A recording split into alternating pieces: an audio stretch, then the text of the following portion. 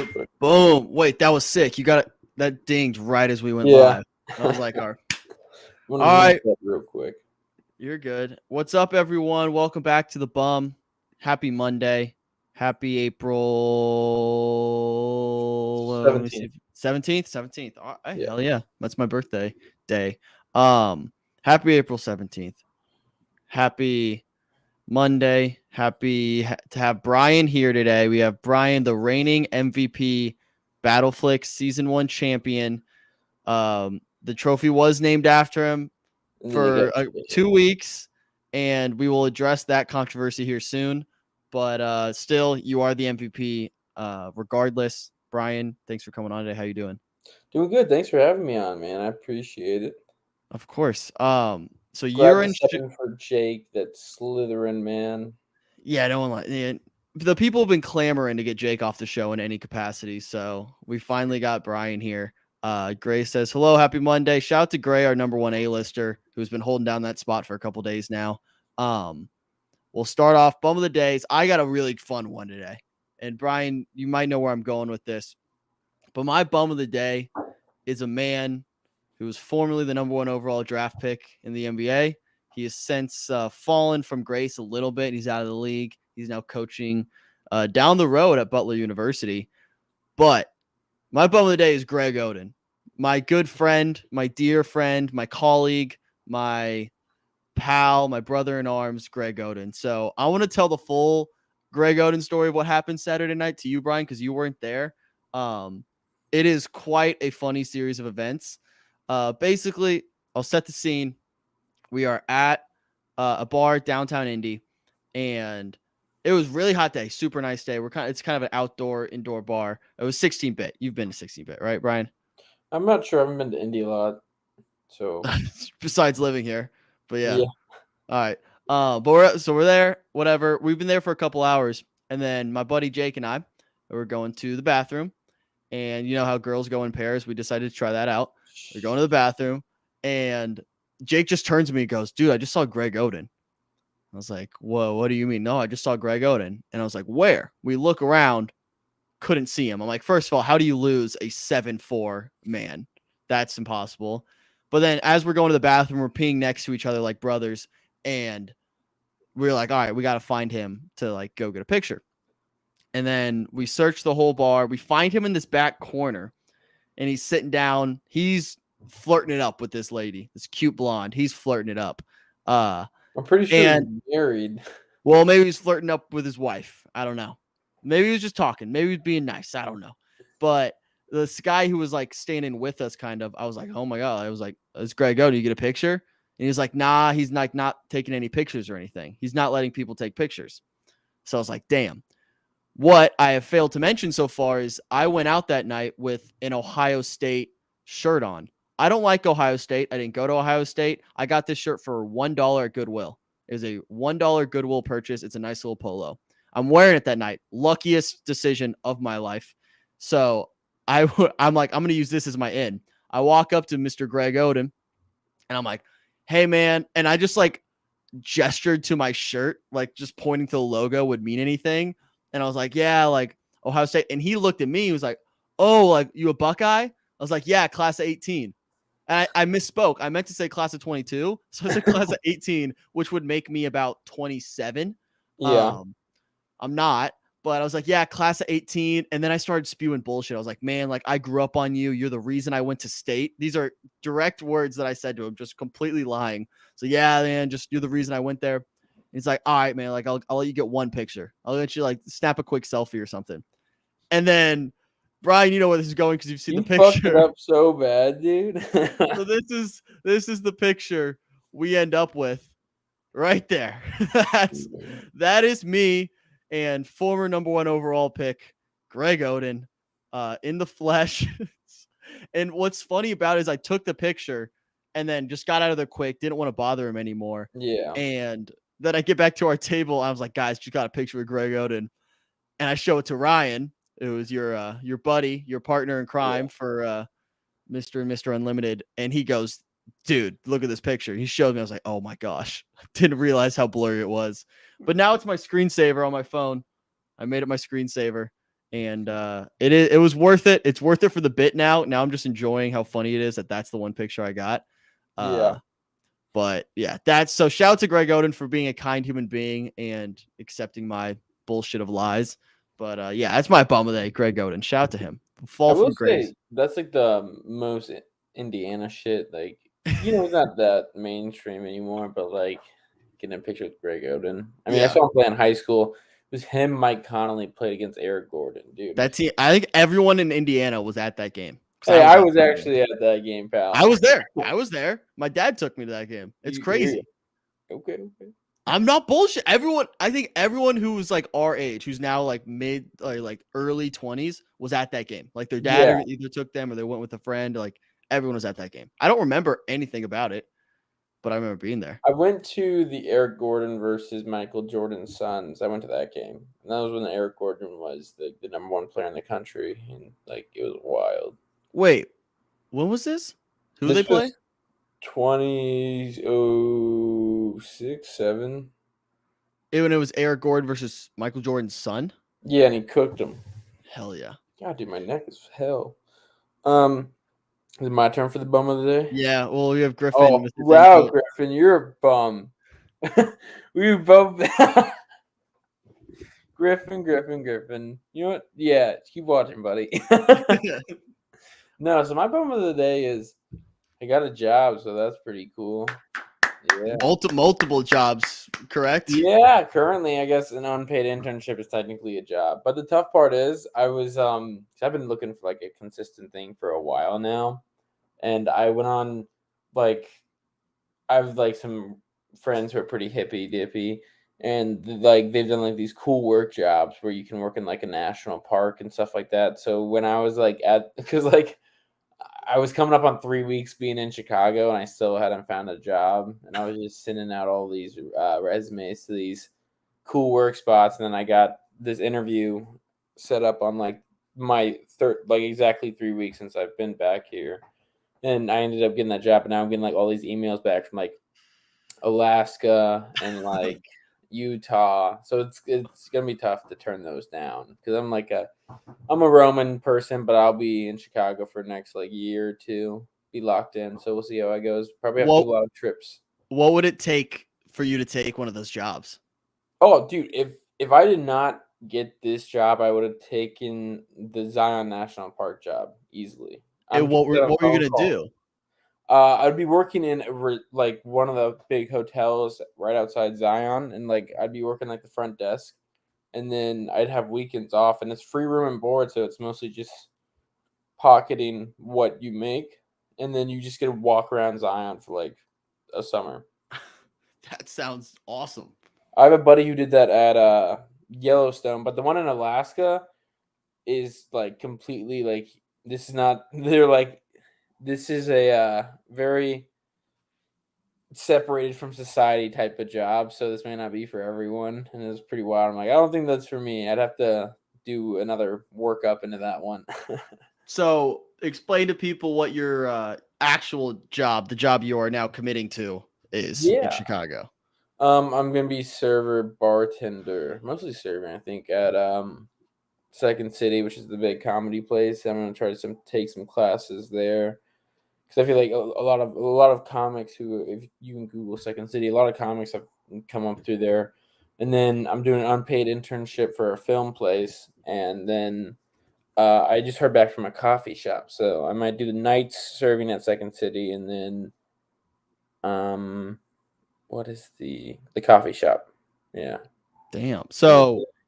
So this Second City place, like who I'm looking at it right now. Who's coming up through this one? Is this like a This is Chris Farley, Mike Myers, oh hell yeah, the heavy hitters. Steve Carell, Stephen Colbert, numerous writers for like late night shows. So is this like a typical because you hear a lot of stories about people start as like doormen, bartenders, whatever, and Mhm. slowly like work their way up and like do you get certain benefits? Like you said, you might be taking classes, like maybe doing other stuff. Like how Yeah, does that work to like slowly increase your visibility there? I think I might get a free class here and there, but I feel like just constantly being around all those people, I can learn a lot more.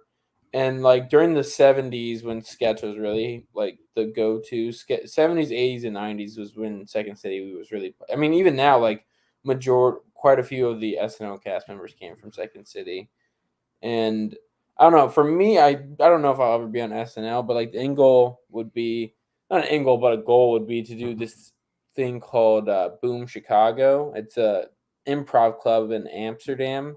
So get my training done at Second City, and then audition for this thing, for this improv club in Amsterdam, and you'd be like a cast member. So I'd just be living in Amsterdam doing Damn, improv. Yeah, that'd be dope. that'd be very nice. I do like so SNL. I feel like got shit on a lot in the last like decade, honestly. Ever Yeah, since like they had a good solid group. Who was it? Like Hater, Wig, and who else was in like that kind of? Fred Armisen, Will Yeah, Forte. that once that group kind of left, it felt like they never really found a solid group. They had a couple one-offs who were like, all right, these guys are good. And I feel like they had a couple down years. I like the guy. They have these guys who are doing like The newer generation guys. yeah, yeah. I've seen a couple bits on honestly just TikTok. And I'm like, oh, Yeah. like these guys are like funny and like they're not trying too hard. I think this year they've definitely stepped it up a lot because they brought in Michael Longfellow, who was pretty funny, and then a few other cast members who like they typically don't toss out the feature role players that much. Like maybe a sketch here or there, but like they're like fully just making them major parts of the show, which I think Yeah. is the first time they've done that in a while. But I feel like they realize there's kind of a shift. So they're just kind of promoting them a lot more, which I think is really cool for the younger generations to do. And I saw that Lorne Michaels one time said that people's favorite SNL decade is the one when they were in like high school or Yeah. high. Yeah. That's a good dude. Lauren's 78. Yeah. He's got to hand off. I don't know if he's going to hand off the baton or if he's going to die here. Soon. I mean, he's got a long time doing it, but you kind of want to hang out when you're like 80, maybe. I have a hard time believing at 78 he's as imposing as he appears to be for like you hear I even talk about like Bill Hader and like Andy Samberg, like those guys when they like auditioned, you hear like these horror stories about how like no one laughs and all this stuff and like Lorne Michaels like will just stare into your soul. I have a hard time feeling he's that imposing anymore. I feel like he's got a lot of people pulling strings for him. I think he's just the face of it now. I heard well, Shane Gillis was talking about how like you can't really see them, and I mean you might be able to hear them a little bit, but yeah, I feel like they may. I have no idea, but I have heard one pretty funny audition story from an actor who I did a play with recently. He was like one of his friends or something was doing an audition for a play that Katharine Hepburn was in, and he did the audition and was just standing there waiting for feedback, and like she like turned a flashlight on and then went thumbs down. I don't even know if this is true or not. This might just be some hearsay bullshit. Yeah. I don't know if I'm supposed to even tell that story. I don't know. I feel like when you're no 78-year-old has ever been in touch with current comedy. So like what makes Lorne Michaels the exception? You know what I mean? Yeah. Yeah. I feel like he makes it his job though, because it is his job to stay in touch with it for sure. But like it's so weird to me how like comedy is very like subjective. Yeah. Like so like how can one man just like control comedy? I don't think like, one man because like Colin Jost, I think is one of the head writers now, and he's pretty. Is he? Yeah. Well, is Lawrence not even like ever? Has he ever really been involved in the writing, or is he just like picking talent, producing? Again, I'm not 100% sure, but I think he like greenlights some of the sketches. Like like, I don't know the whole process though. Yeah, I just can't imagine like showing a sketch to a 78-year-old man about like whatever, and then him like I don't know. Like imagine that the skit with Bill Hader, Andy Samberg, the what I don't know the name of it. Where they what you say? Yeah, that one. Like what's the pitch there? Like what is the open like the one line pitch? All right, here's what we're thinking. Like that one yeah. with I don't mean to keep cutting you off. I feel like we've done that a No, lot. I go. apologize. But I feel like with the digital guys, because there's like the new reign of the digital guys. I feel like he's just got to let them run their own way because they seem to be doing pretty good. And Andy Samberg and the Lonely Island guys did pretty good too. Yeah, I just wonder. I don't know how much their viewership has to be mostly all like digital. Like I don't know how many people are still watching Saturday Night Live. You know what I mean? That can't be their main source of like viewership. Most Yeah. people are consuming it on social media, YouTube, all this stuff. Where that has to change how you run the show. Breaks it up into little pieces. Like how can we clip this to make this a good sketch? Yeah, you got to I'm make sure your it changes. social media pretty heavy. I will say that their last episode with Ana de Armas was, I mean, I saw like probably 5, 6 sketches, which is like the most I've ever seen from an SNL show in a while. But like it was a good show. It looked like it. Yeah. From the sketches I saw, it was very funny. So I was like, damn, this is a solid one. Yeah, I don't know if we're gonna get to a point where like it loses the appeal where like celebrities, it doesn't benefit them to go be the host. I think you being a Texas fan, I guess you're a Texas fan now. It's like Texas football and Indiana basketball. It will always have like the name behind it, and you can never really get rid of them, but they'll always be there, and people will always be like enthralled with their history. I don't think it'll ever get like canceled off the air. I want to show you one TikTok that I found earlier today. This is completely unrelated, but Gotcha. I want you to watch this. No notes, no pauses. And I want you to like just tell me if you see anything wrong with this. Okay? We'll see if this works here. Damn, this is really good.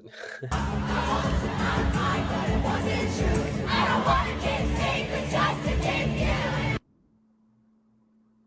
don't know how much it's lagging, but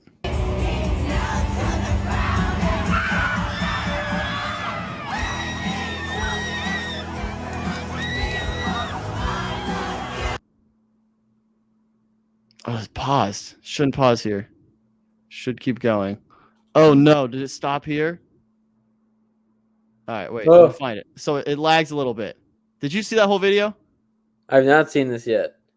Okay, so it's ending part here. Oh my god, is that Griffin Gonzalez? Do you see anything wrong here? See anything wrong with just the whole video? No, not personally. I feel like everyone's jammed. Taylor has such like an insane following, and I mean, I understand it. I feel like this girl probably grew up a Taylor Swift fan, and her boyfriend maybe is probably a fan too. So I feel like this is a good, like you're at your happiest, and you can only get happier. Like, no, it's a great moment to do it, in my opinion. But okay, it's also public proposals are up for debate. So I kind of agree with you there. We can talk about public proposals, but here's what I want to point out here. Okay, let me. So first of all, it's Greg Oden. Yeah, shout out Greg Oden. Right, slide 2. Is there anything? Oh my gosh, I don't have the picture. Okay, let me see if I can add the picture to this real quick because I'm actually no, I can show in the video. Let me. Okay. Are you gonna get flagged for that? Oh, maybe. Oh, yeah, right here. Do you see that, Brian? Are you seeing what I'm seeing? That his arm is like sunburnt? No, look at the ring. Is there no ring in there? The ring's facing him. He opened it the wrong way. He opened the box. So he's just like, hey, look at this ring. How do you mess that up? It's a stressful situation, man. It's better than dropping. Like, you see those dudes like at the baseball game and they get knocked out their hand, like, oh shit, and they're just like stumbling down for this thing. I just don't get how you. I mean, like that's like forgetting to get down on a knee. Like it's. I wouldn't say that. It's a stressful situation, and you're like, I'm gonna propose to this lady or this man or this person, and then you're like fumbling around and like they don't know, and you're trying to make it a surprise, and there's like Taylor Swift concert going around you. You're packed in. You're just like, and you're like, shit. And you just change it real quick. Also, a crazy decision to count on a random person to film this. So, like, he slid that note to a stranger and said, "Hey, record this during Love Story." Like, Yeah. why not just bring a friend I knowing thought you're it gonna was a do friend. this? Yeah. It literally made it seem like it was just a note. Let's see if I can find the note. I thought that note was Yeah. sent to Taylor Swift, and I was like, "Please record during those storm and everything." It said, yeah, please record me a love story. I'm going to propose.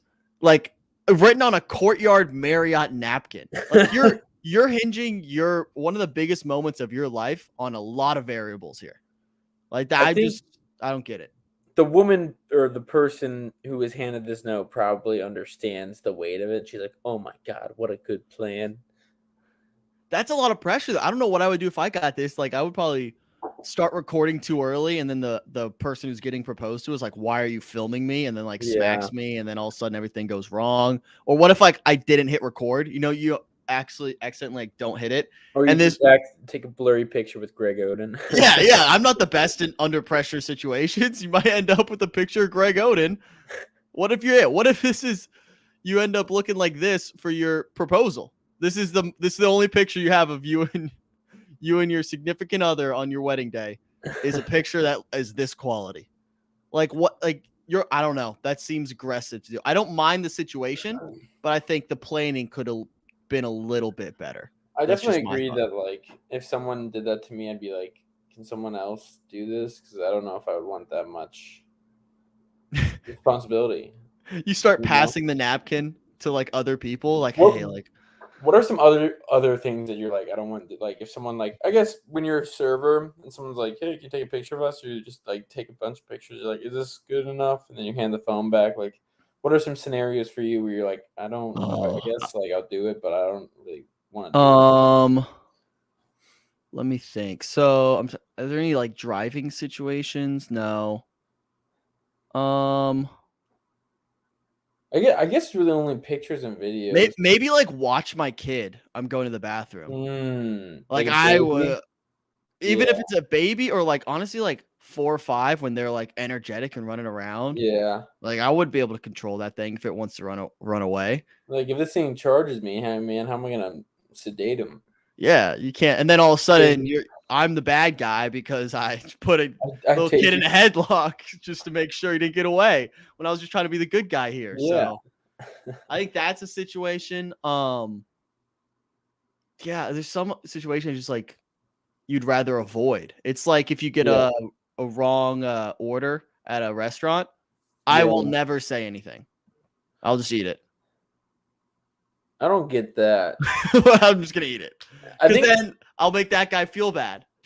I don't want to. he won't know that. No, I mean, granted, he would probably be like, "Oh, I mean, and then, but like, I feel like for your own sake, because I'm used to being a people pleaser and stuff like that, and I've just been lately trying to be like, you know what, I need to take what I need to stand up for myself a bit more.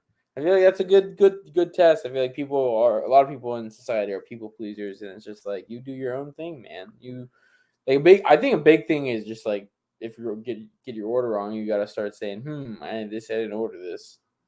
I I don't think I could do it. I don't think I'm ever gonna get out of that people pleasing mindset ever, and I'm just gonna continue down that path of putting myself in worse situations just to benefit every stranger around me. It's just Yeah, my life. That's just a life I live now. it's tough. It's tough. It's not a fun existence. All right, few things I wanted to get to today besides that video. Um, did you see the new it couple we have roaming around pop culture? It couple. Is Take a it guess. Do you know who? Harry Styles and No, Millie I Rock? think Harry's just on his bachelor mode right now. Emily Ratatata. Nope, not Ratatata. Who is the it couple now? Shaglaboo, Timothy Chalamet, Oh, and any guesses? Saoirse Ronan. Kylie What? Jenner.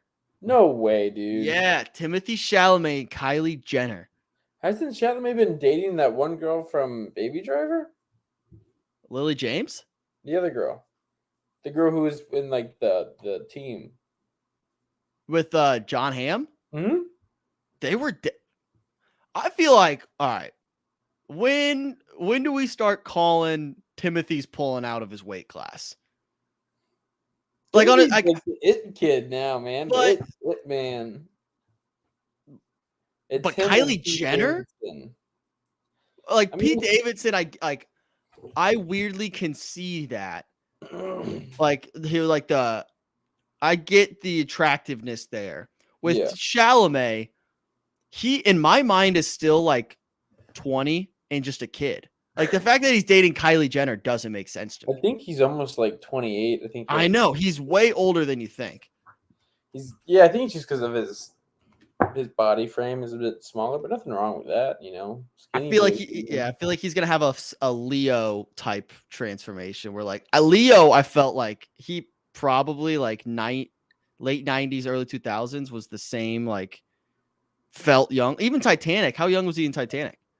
He's probably like 25. He's probably younger than because Leo's been famous. I think he got his first Oscar nomination from What's Eating Gilbert Grape Gilbert when he was Grape. like 19 or 20 around there. Which is about the same age Chalamet was too for Call Me by Your Name. No, what was the first movie where all right, Leo's old now? Ooh. First When was movie. like Blood Diamond?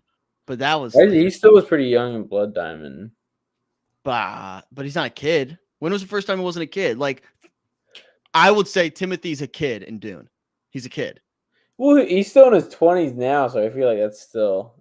But like kind of- 27, he's 27 right now. That's not a kid. But for Well, me, no. It's a young man, but I feel like, and especially in terms of acting, you're like going till you're 70 or 60. So I don't know. That's still very young in my mind. But that's just me personally. I think Leo would be considered like one role where he was like, oh, he's older now. I think would have been Wolf of Wall Street or The Revenant. So fairly recently. yeah. That's Like a early late 40s. transition. Huh?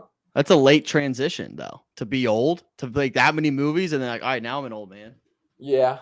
But I feel like to be like that level of movie star, you're like still like a young looking lad until you're 40s, yeah, early 40s, and they're like everyone's like, "Oh, you're aging a little bit, but that's just normal." When you're that big of a, do you think he gets nervous to go on a date with Kylie Jenner? You have to, right? No. Yeah. I don't think. I think everyone. I think Joe Biden gets nervous to go on a date with Kylie Jenner. I think the president's of the United States. I think he probably just views her as like a regular person. There's no way.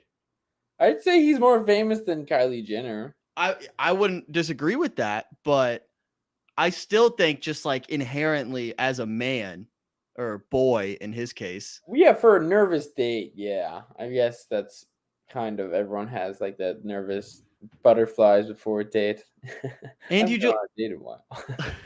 When was the last time you went on a date? last time I went on a date, 2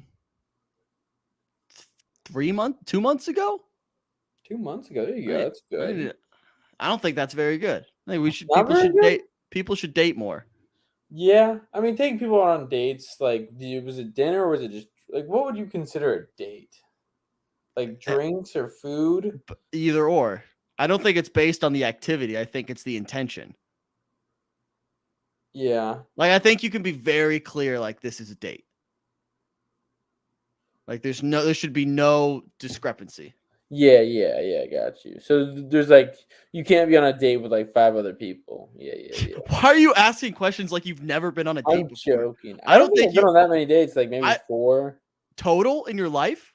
Yeah, like 4 or 3 or 2. Maybe 2. Yeah, I would not be surprised if it was like 2 Shut dates. up. When was the last time you went on a date? I don't think you've ever been on a date. I've been on. I went on. Nope. I don't I think went you've on ever one been on a date date. in high school, and then I think I've gone on 2 senior year of college. Did the one date in high school just not go well? No second date? Well, I don't want to be like make things. I don't know. I was going to college. I didn't think I was a senior. I didn't really want to. I don't know. I don't think you've ever been on a date before, Brian. I have been on a date. Man. You have not convinced me that you've been. I've never been in a relationship. Have you been in a relationship, buddy? We're both. No. I'm not like trying to shame you in any capacity. I'm just you're not convincing me that you've been on a date.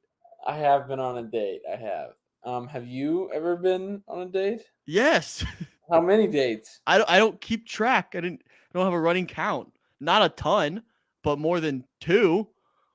Under 10 dates?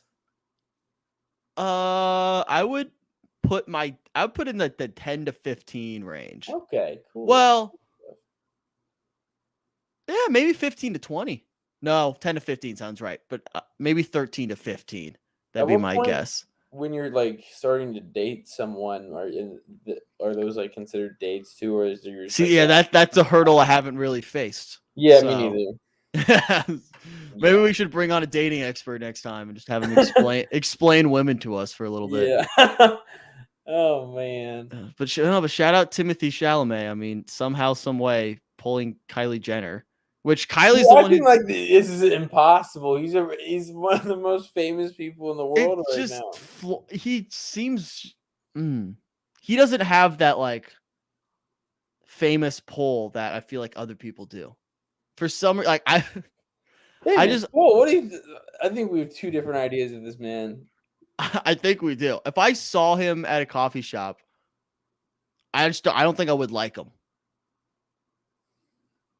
What? I feel like I would just see him like, I don't like that guy. I got a feeling about this guy. I got a feeling he's I got a working on his laptop. He's talking on speakerphone. yeah, I don't like him. I Like always thought it was yeah, go ahead. interesting, like those pictures of the famous people on like public transportation. Like that's wild. And it's not Mhm. wild. It's like a normal thing to do, but like just imagine like you're on the bus and then you have to look like Chris Hemsworth sits down next to you on the bus, and then you have to be like, "Oh, excuse me, here's my stop." So you had Chris Hemsworth Ugh. has to move for you. I feel like that would be. Well, Chris Hemsworth just like skydives everywhere because he's just chasing adrenaline because he has like didn't he like get diagnosed with like some form of Adrenaline problems. no, I'm pretty sure he got like early onset dementia. Oh, I did not Yeah. know that. Yeah. But then he came out with this documentary. He's like, I'm just going to do some crazy shit. And he's like jumping off buildings and like doing like he's an adrenaline junkie basically now. Yeah, Um, I do that. it's a wild documentary, but it's also one of those like David Goggins type documentaries where like Yeah, the whole goal of it is to make you feel like a piece of trash. So because you don't do that stuff, and then it makes you want to go do that stuff, but then you never do that stuff, and then it's just you feel like trash. I don't know if you real have like thought about this, but I feel like all like the OG Marvel people, like Disney's like, all right, you can do these couple more like shitty shows or movies in their new world, and they're like, we'll give you your own docu series about whatever you want, or give you your own documentary about it, whatever you want. Like, Yeah. we'll just give you another show or TV if you just like sign on to a couple more of these, along with all the money that you're getting. Yeah, they were like Jeremy Renner. All you got to do is go get run over by a snowblower, I don't know. and then we'll give you a documentary. I'm sure that's what was in his contract. No, I feel like they were like, I don't know. It was like you do Hawkeye, or is it called Hawkeye and what? The one What? with Haley Steinfeld. Oh, it's just Hawkeye. There's Hawkeye. Oh, Yeah. like if you do a Hawkeye show, we'll give you your own show to talk about your passion about buying like all these large machinery Or the things. Jeremy Renner app. Do you remember that? I don't know if I it's heard of still it. I around. never saw it. I downloaded it once. It's the funniest thing I've ever seen. You basically just like sign up to follow him on social media. This is Okay. the entire app, and you log in. It's like, hey, I'm Jeremy Renner. This is my app. You ever wanted to know about Jeremy Renner? Well, this is the place for you. Like, what are we doing? Just follow me on Twitter. Like it's that simple. But yeah, hope I feel like that documentary was a little too early. Like they For put Chris Hemsworth. no for Jeremy Renner.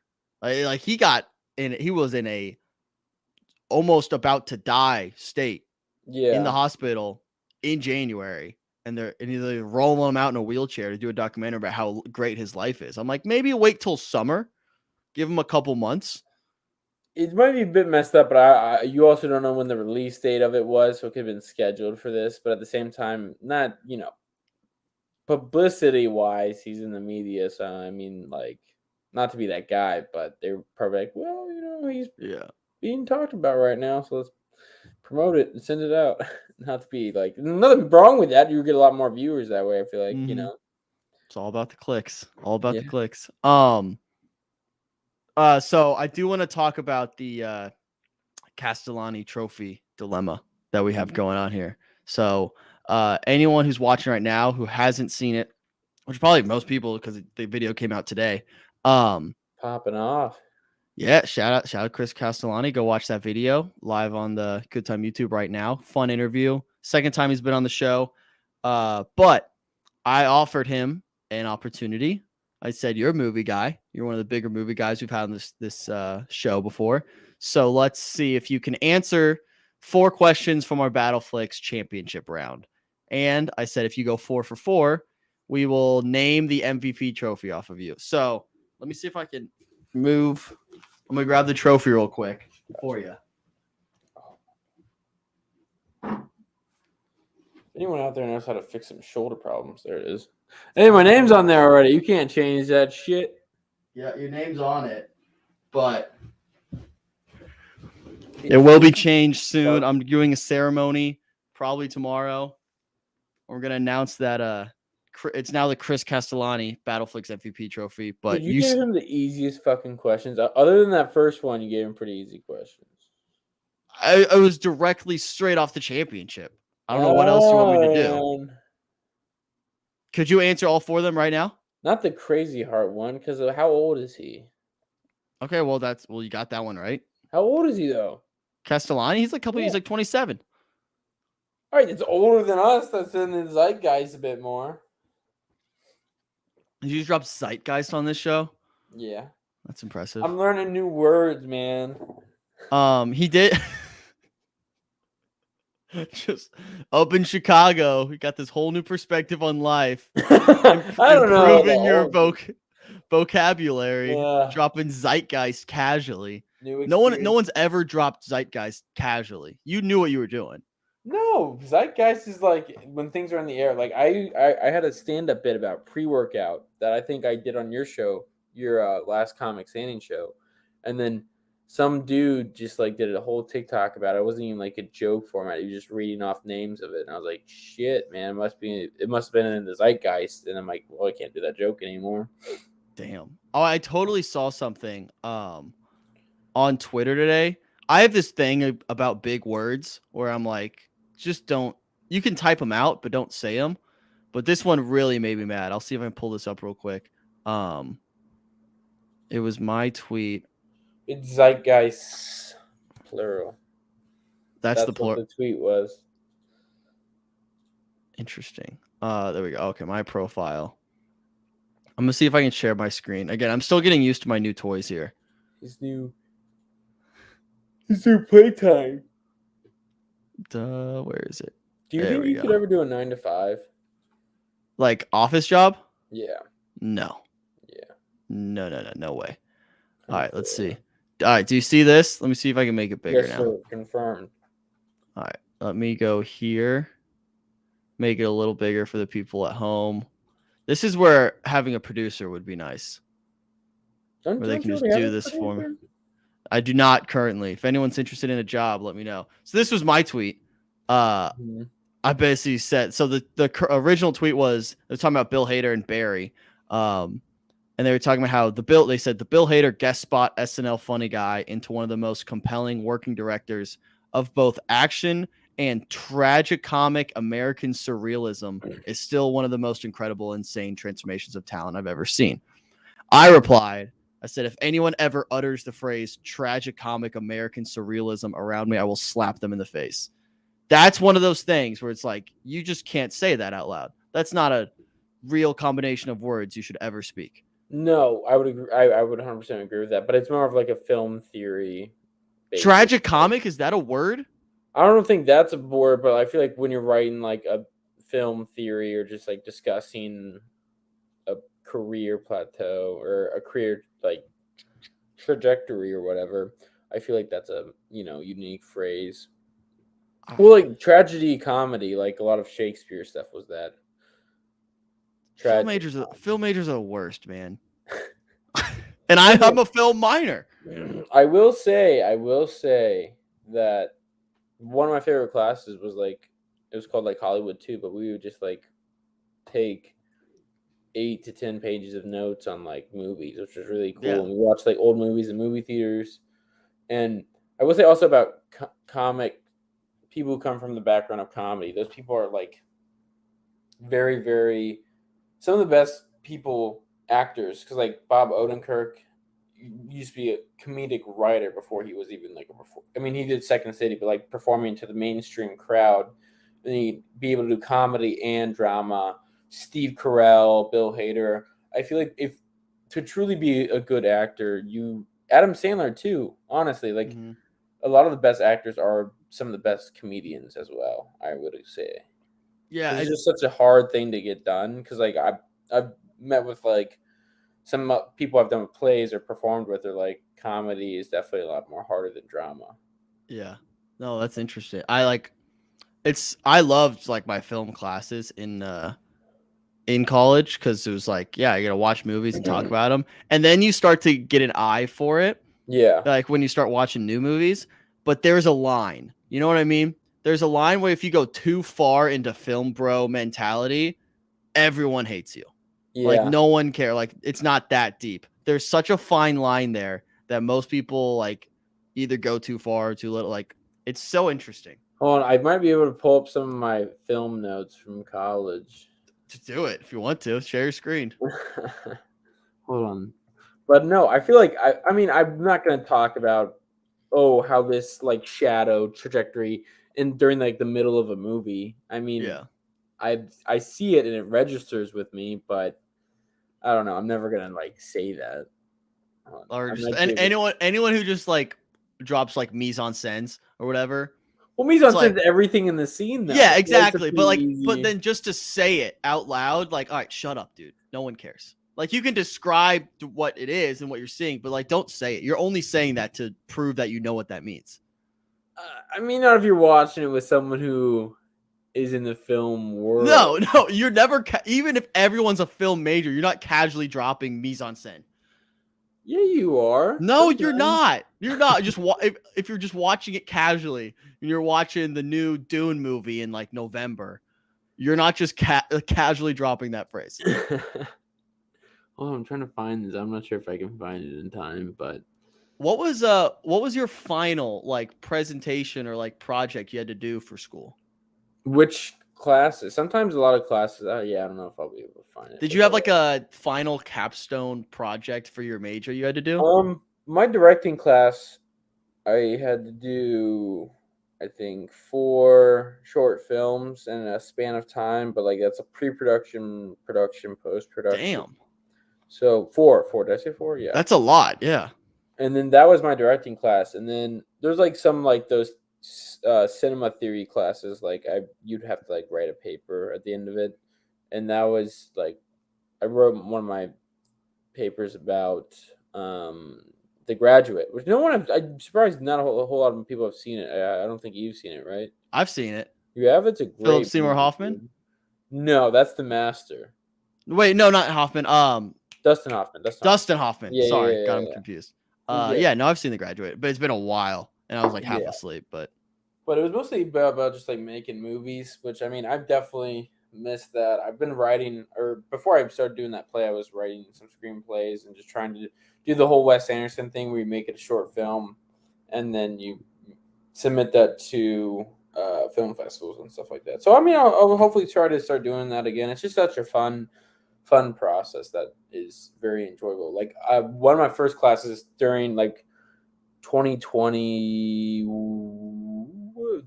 the fall of 2020, I was in a 16 millimeter class, which was like OG films. I got to work with film stock, and I got to shoot that, and I got to edit it in like a splicing room where you actually get to cut film and that's like so cool. connect it together, and then like that was pretty cool. But I got COVID before I could do the last project, so I just had to end up like editing one of my films as like my final project. So I couldn't shoot my last project, which sucked. Do you want to? I've been workshopping this idea with some of the people on my podcast about a rom-com about reality television based around that concept. So the premise is that you have the lead. Let's imagine it's like The Bachelorette. So you have the one female lead, and the one guy with 30 other guys competing for it. The premise is that's the winning couple. The guy or the girl chooses that guy, but they both agree like, hey, we're gonna fake this just for like the storyline, make it look good for Yeah. the storyline. We don't actually like each other. We're just gonna fake it for the money, the followers, all this stuff. But then they actually fall in love with each other. So that's the basic premise of the rom-com, simple rom-com premise. You know, there's that tension, whatever, and they eventually fall in love with each other. Would you be willing to maybe take that on, write that script for us? Yeah, I would say the biggest thing with bringing up your film ideas to other people is like they're going to be able to see poke holes in it pretty soon. I mean, it happens with all my ideas too, but like, why is she only choosing him to do it with? Why not any of the other guys? Because this is good. We can workshop this. Maybe he's like, yeah, not, you don't want to say the hottest because Gotcha. that's subjective, but like, But she could be attracted to. I don't know. let's He say could. the producers are pushing him because he's got like the best image post show, or like I don't know, for some reason he's good for the show. What could that be? Well, But he's then good for some of numbers. the guys who are like, do you remember like the only bachelor dude I really remember, other than Aaron Rodgers' brother, is the guy Chad, who was like Yeah, the Chad asshole. Yeah, Johnson, I think is last, yeah, not Ocho and he like Cinco, got but kicked off fairly early. But that's like the biggest thing that I realized was like, why, like in terms of characters, like what do they want, what do they desire? So like what I would, not to go all film school on you, but no, like do it. We're gonna break down this script. so the want is different from the need. So the want is what the character wants, and their need is what they actually need to realize. So say like a person wants a girlfriend, but in reality they just need to learn how to live alone with themselves. Okay, wait. So That's their need. Their want they is to want have. followers. They want fame and fortune and followers from this experience. Mhm, What they actually need is like a an bond with a emotional singular bond person. and Yeah, connection. human So connection. there we go. All right, we're breaking it down a little bit. Yeah. Um And then what is their, it's called the ghost. Why are they like, what has happened in their past that has made them who they are? um the lead girl is Who's also um the main character, or is it like kind of a split character development here? hmm good question. I don't know. What do you think would be best for that kind of premise? I'd say if it's in the bachelor format or bachelorette, whoever is a singular, whether it's one man and like 40 Gotcha. girls, or Okay. one woman and 40 guys. So it depends Gotcha. on that. All right, so I would say we choose that lead, and Hmm. then what is Eddie's just literally in the chat saying check your text. What did you didn't even? I don't know. Whatever, Eddie. Eddie, if you want to talk, come on the show. I'll send you a link. Anyways, yeah. So we follow the lead from they're like the main character. Hmm. What's her backstory? Let's build her backstory up. Let's say girl. I like girl. I like going bachelorette. Yeah, yeah. Lock that in. So say that, you know, she has gotten, I don't want to be like stereotypical and say she got like cheated on, or say her father left, so she's missing like the figures, and she just kind of wants, I don't know. You say that her want is to have people follow her or have followers on Instagram, so have fame. So you could say that her father went to a different family, and that's why she wants approval from other people, or wants that many friends and that much of a desire from it, or someone cheated on her and she's always trying to find, you know, not, Yeah. it's not necessarily her fault, but she wants like this stereotypical number of amount of followers to have, and that could be like her form of a ghost. Okay, I like that. Mhm. And then the guy's backstory. So let's Right. I say, don't think we're done with the woman though, the woman character first off, because there's also the normal world, which is where they come from. So like this could be her past, like you, so within like the first 5 pages you want to see their normal world, their ghost, the first 5 to 10 pages, and then their want, and then like that's all kind of addressed within the first 10 pages of like say like a 90-page script. And like, what's her normal world? Is it like her in college and she's like applying to be on like The Bachelorette or whatever, or is it her getting fired from a job and she's like, I'm going to pursue my career as a social media person. So she's like, all right, I'm going to apply to this. And then takes her into this whole new world, which is like where she's going to develop all this. Okay, how about this? How about we switch this up? So instead of a Bachelorette format, we do like almost like a Too Hot to Handle, Love Is Blind type thing, Mm-hmm. where there's multiple couples, Gotcha. and like the number one couple who's like the most in love gets the biggest like prize and they win or something. So then these two rally together to fake it to win the prize, and they win the prize and they get to the real world and they end up actually falling in love with each other. Similar backstories, but maybe that's simpler. Yeah. Yeah.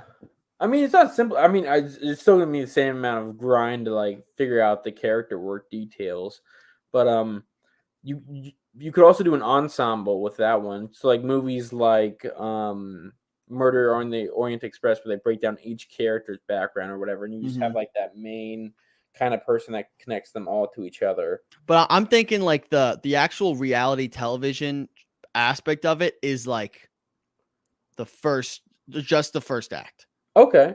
Yeah. And then they get to real world, and that's when the tension happens. Like, all right, we don't like each other about this, and they start to argue a lot. And how do we maintain this public image of being the it couple? And then they eventually like break up or whatever, but then they realize they actually love each other. I don't think that they would want to maintain that. I feel like after you get the money, you're just like, fuck it, we move along. Yeah, And but then then like you still have that clout. but You still have everyone's that making the clout. fan pages of like, oh, look how cute this couple is, all this stuff, and they feel the pressure. Like, so like, because I do know there's some people from The Bachelor who have gone to like date really famous people, so like they could do that, and that's how they continue to build up their clout. And they're like, I don't, and then they eat, like, at the end of the day, the new season of The Bachelor comes around, they're all kind of not, I don't want to hate on say anything No, about hate The on it. Bachelor being, they're maybe not are as much in the limelight or the light, I don't think it's the limelight, Yeah, as they were before, and they're like, oh damn, like life is pretty lonely now. maybe. Okay, see, this is good. This is the conversation I need to have. I'm working on. I'm more on the side of like I'm gonna get a good cast for this. Like I'm gonna get some actual people from that world in this Yeah. cast. I'm like the production side. Like how do we casting all this stuff? I'll Mm-hmm. let you handle the storyline, the writing, all this stuff, and then Word. there we go. And then we can. Do you want to write and direct? Maybe we can sign you on for that. I'm down for that, man. Hell All yeah. right, perfect. All right, It's so we just have a it's very fun to do. It's like a puzzle piece. Is I feel like how a lot of it is. Like people poke holes and okay, how can I yeah. fill that? How will this make sense working with that? Yeah, no, I feel like that would be really fun. I don't know if I have the patience for it. That's Yeah, there's a lot. unfortunately I don't have that skill. Yeah. But it is cool. But we were talking about the Castellani Trophy. Somehow we got off track there. Do you first of all do you accept the challenge of playing him one-on-one? Because that is hopefully in the works at some point. I challenged him to play one-on-one. So Obviously, I'm about that smoke. okay, so you really think you take what happens to your reputation if you lose? Nothing can happen. I'm the MVP, dude. But all of a I sudden, don't understand this. How this could? He hasn't done. He answered 4 questions. but I've gone one through all of it, man. I've gone through the ringer. one could argue that if you lose, people could say, "Hey, Ryan should have won MVP because he carried." Ryan had a legitimate case for MVP. That's my saying. So you offering your MVP trophy to Ryan? Is that what you're doing? You don't think you earned it? No, I earned it, but I mean Ryan also had the resume for the MVP. I just Okay. think I don't think Chris has gone through the gauntlet of Battleflix. Like we almost had an Alabama level of like 13-1 or 12-1 or Yeah, whatever. you had a crazy regular season. I will I think say it that. was 15-1 because we ended up doing all those 2 games prior to it. Yeah, no, you're right. You did. I mean, you had a historic run, but sometimes you gotta put the big name on the NASCAR so we can get butts and seats. You know what I mean? That's true, yeah. But You got at some yeah. point that big name's gonna fall. And Mm-hmm. I'm what's the story where he climbs the beanstalk? Uh, Jack in the Yeah. Beanstalk. Is it Yeah, Jack? and I take down the giant. There we go. Did you get that shirt from Five Below? No, I think I got it from Goodwill. Now you're making me think it's just a cheap ass shirt. No, no. I'm just saying I've seen that shirt at Five Below. I almost bought it. It's a nice But you shirt. got it at Goodwill. I think, dude, a lot of the Goodwill stuff, man. I realized that I have like 3 tie-dye shirts here that are just like 4 that are right next to me, which is wild. I'm a big tie-dye fella. Yeah, no, I buy most of my stuff. I have a lot of good Goodwill purchases. All right, we'll wrap up here with our bright sides. So this is whatever you're looking forward to. Coming up the rest of the week. It's Monday. The weather's been shitty here. I'm sure it's been pretty shitty and cold up there as well. What are we looking forward to, Brian, for the next couple of days? Maybe the weekend, maybe just the next month or so. What are you looking forward to? A new job and just settling into the city for sure. I mean, finally being settled in a place will be interesting. But also the NFL draft. Let's go Colts. Let's go Colts. Well, final prediction: who they're taking? I think they're gonna get. I don't know because I didn't hear anything about Stroud falling, and I kind of assumed that Bryce Young would go 1 still, but I think they're gonna get AR-15 Anthony Richardson. Gotcha. All right. Yeah. Well, my bright side is the NBA playoffs are actually pretty fun. They're It always seems, good. yeah, but it seems more wide open than it has been in the past. Maybe the last couple of years, I'd it agree feels with like every series, besides maybe 1 or 2 in the first round. Usually, the first round's very meaningless. It feels like all right. There's some actual traction here for some underdogs to maybe pull off some upsets, some series wins. So I'm excited just for the next couple of weeks of playoff basketball. It's boat that. season 2, so if the offer still stands as it will forever, if Jason Tatum wins a Finals MVP, we will be making a sequel to Boat, which is our rap about Jason Tatum that came out almost 5 years ago now. So go watch that. It's tremendous work of art. But we will be making a sequel if he wins Finals MVP. So everyone should be rooting for that. But Brian, thanks for coming on. Hopefully Thank you for having me. we can continue to have you on the bum moving forward. Oh yeah. Unless everyone comments how much they hate having you It on, just- then we might have to switch some stuff up. But other than that, we appreciate you coming on. Everyone, enjoy the rest of your Monday. Have a fantastic day. We'll see you tomorrow for Top 10 Tuesday. Spoiler warning, we're doing top 10 $1 million ideas. And we're filming that in about an hour and a half, and I haven't made my list yet. So This movie, you got to put this movie up in that top this 10. it might be an honorable mention because we still Yeah. got to work out some kinks, but it might be up there. But yeah, everyone make sure to go watch that tomorrow and then go vote on our Instagram. We will see you on Tuesday. Peace, y'all.